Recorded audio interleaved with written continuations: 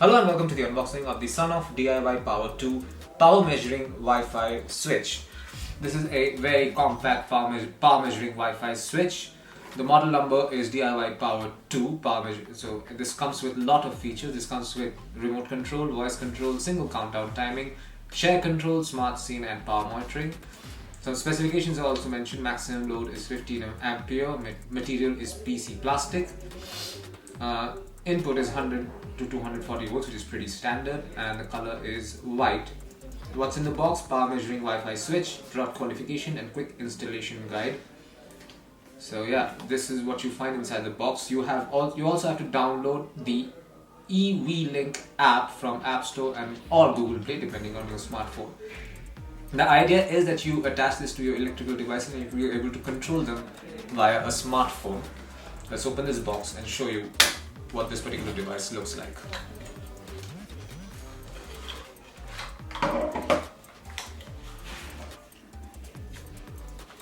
Okay, so this is the product qualification sticker. There you can see the product qualification sticker.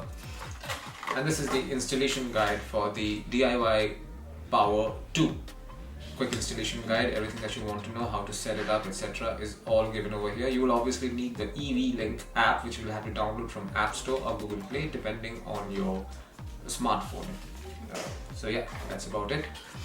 And this is the power measuring Wi-Fi switch in question. This is what it looks like. There's a white variant. This can be mounted on a wall. I mean, or you can put a screw on the wall, put a nail on the wall, and then hang it from here if you choose to do it. This is the power button. There are two LED indicators here that will show you the connection speed.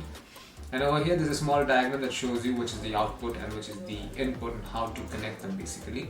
So these are your two output-input ports. So this is it. This is what you'll find inside the box containing the Sonoff DIY Power 2 power measuring Wi-Fi switch. Thank you for watching.